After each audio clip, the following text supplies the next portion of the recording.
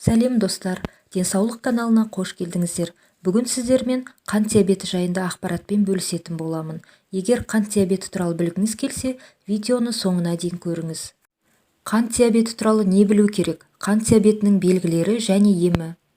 Әлемде қант диабеті деген диагнозы бар адамдар саны жылдан жылға артып келеді. Оның жиі кездесетіні соншалық, ол дерт инфекциялық емес пандемия сипатына ие болып отыр. Бұл аурудың туындау себебі не және оны қалай емдейді? Дүниежүзілік денсаулық сақтау ұйымының мәліметі бойынша, жер ғаламшарындағы тұрғындардың шамамен 6% қант диабетіне шалдыққан. Ең өкініштісі, бұл дерт жылдан жылға жасарып келеді. Егер бұрындары қант диабетінің екінші түрі көбіне 50 жастан асқан адамдарда кездессе, қазір бұл ауру 30 жастағы науқастардан да анықталып жатыр. Осыдан 30 жыл бұрын қант диабетінің екінші түрі қарт адамдардың дерті ретінде саналған еді. Қант диабеті бұл гипергликемия, яғни қандағы глюкоза деңгейінің артуы. Бұл ұйқы безіндегі белгілі бір жасушалардың өліміне алып келетін инсулин түзілуіндегі немесе жұмысындағы ақау салдарынан болады. Қант диабеті кейбір органдардың, әсіресе көз, бүйрек, жүйке, жүрек және қан жолдары тамырларының зақымдалуына немесе тиісті деңгейде жұмыс істей алмауына алып келеді. Қант диабетінің бірнеше түрі бар. Қант диабетінің бірінші түрі бұл ұйқы безінің өздігінен инсулин өндіре алмауы салдарынан қан құрамында осы гормонның тапшылығы туындауы. Бұл көбіне жас адамдарда кездеседі. Қант диабетінің екінші түрі. Бұл ең көп таралған түрі. Ол ұйқы безі тым көп инсулин түзіп, бірақ глюкоза молекуласының ағза жасушаларына жеткізілуінің қамтамасыз ете алмауы кезінде туындайды. Глюкоза бұл энергетикалық субстрат. Ол машинаға арналған жанармай секілді энергия береді. Егер қандағы инсулин жұмыс істемесе, ол ағзада жеткіліксіз деңгейде болса, онда глюкоза жасушаларға жетпейді. Соның салдарынан жасуша жұмыс істей алмайды. Гестациялық қант диабеті. Ол тек жүкті әйелдерде кездеседі. Босағаннан кейін көміртек алмасу қалпына келіп жатқан жағдайда оның жоғалуы жиі болады. Бірақ қант диабетінің екінші түріне айналуы да мүмкін. Сонымен қатар, генетикалық ақаулар салдарынан туындайтын қант диабетінің басқа да айрықша түрлері кездесіп жатады, бірақ ол сирек кездесетін жағдай. Қант диабетінің алғашқы 10 белгілері. Ең бірінші белгісі жиі зәр шығару. Жуынатын бөлмеге әдеттегіден жиі барғанда, бұл сіздің бүйректеріңіз қандағы артық қантты жоюға тырысады дегенді білдіруі мүмкін. Екінші белгісі қатты шөлдеу. Дәретхананы үнемі пайдаланған кезде сіз көп су жоғалтасыз. Бұл дегидратацияға әкелуі мүмкін және шамадан тыс ашқарақтық сезімін тудыруы мүмкін. Бұл көп сұйықтық ішуге әкелуі мүмкін. Құрғақ ауыз немесе құрғақ тері. Бұл кезде адам жиі шөлдейді, үнемі су ішкісі келіп тұрады және де терінің қысылуын немесе терінің жиі қышуын сезінеді. Келесі белгісі шаршау немесе әлсіздік. Өте әлсіздік, енжарлық пен ұйқышылдық қандағы қанттың жоқтығының белгісі болуы мүмкін. Егер қандағы қант қауіпті дәрежеде жоғарыласа немесе төмендесе, бұл бастың айналуы тіпті есінен тануға дейін әкеледі.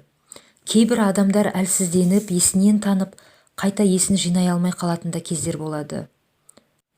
Мұндай жағдайды диабеттік кома деп атайды. Тәбеттің жоғарылауы немесе себепсіз салмақ жоғалту. Егер сіздің денеңіз сіз жеп отырған тағамдағы қантты өңдеуден жеткілікті қуат ала алмаса, сіз тәбетіңіздің ерекше өсуін немесе тіпті кенеттен және түсініксіз салмақ жоғалтуын байқай аласыз. Келесі белгісі жаралардың ұзақ жазылуы. Денедегі қан айналымының бұзылысынан кішкентай сызаттар немесе жаралар баяу жазылатын болады. Ашытқы инфекциясы. Ашытқы қантпен қоректенеді. Сіздің денеңізде глюкоза көп айналымда болғанда, бұл ерлер мен әйелдер үшін ашытқылардың көбеюіне әкелуі мүмкін. Аяғындағы ауырсыну немесе сезімсіздік. Жүйке зақымдануы диабеттік науқастарда қандағы қанттың жоғарылауына және майдың жоғарылауына байланысты болады. Бұл сондай-ақ белгілі жүйке зақымдануы диабеттік нейропатия болуы мүмкін. Сіздің қолыңыз бен аяғыңыздың шаншуын байқай аласыз. Жүйке зақымдануы сіздің қуық сияқты ішкі ағзаларға да әсер етуі мүмкін. Көрудің өзгеруі. Көздің көруінің өзгеруі диабеттік көз ауруы болуы мүмкін. Емделмеген қант диабеті немесе дұрыс басқарылмаған қант диабеті көру проблемаларына, тіпті соқырлыққа әкелуі де мүмкін. Жемісті немесе хош иісті тыныс.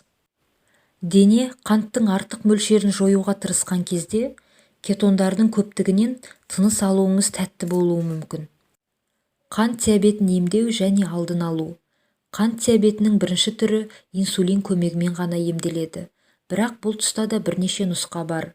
Бұл адам күніне бірнеше рет ине салдыратын базис-болюсты терапия болуы мүмкін. Сондай-ақ науқас тұрақты режимде ағзаға инсулин жіберіп отыратын арнайы аппарат помпаны қолдана алады.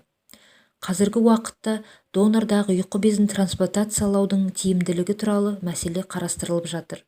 Мұндай бірнеше ота жасалып та қойды. Қант диабетінің екінші түрінде емдеу нұсқасы көбірек. Біріншіден, белгілі бір диета және өмір салтын өзгерту жеткілікті болуы мүмкін. Дәрігер науқас жағдайына қарай дәрі тағайындайды. Егер ұйқы безі өзінің инсулин қорын түгел жұмсап қойса, терапияға инсулин қосылады. Қазір диабетке қарсы тиімді препараттар көп. Олар сіздің өміріңізді ұзартуға үлкен сеп бола алады. Қант диабетінің екінші түрінің ең үздік профилактикасы дұрыс тамақтану, дене шынықтыру және жаяу жүру болып табылады. Ал қант диабетінің бірінші түрінің алдын алу шаралары жоқ. Осы дертке шалдыққан ата-ананың балалары ерте жастан антиденелерге арналған анализ тапсыру керек болады. Егер антиденелердің бар екені анықталса, онда ата-анасына баланың жағдайын, гликемия көрсеткіштерін жіті бақылауда ұстауға тура келеді. Бірақ бұл да ешқандай кепілдік бермейді. Мінекей достар, бүгін сіздер қант диабеті жайында ақпарат білдіңіздер. Егер де сіздерге ақпарат пайдалы болса, каналыма тіркеліп, лайк басып, пікір қалдырып, қазақ тілді каналдың дамуына үлес қосып кетулеріңізді сұраймын. Алда әртүрлі пайдалы ақпараттармен бөлісетін боламын.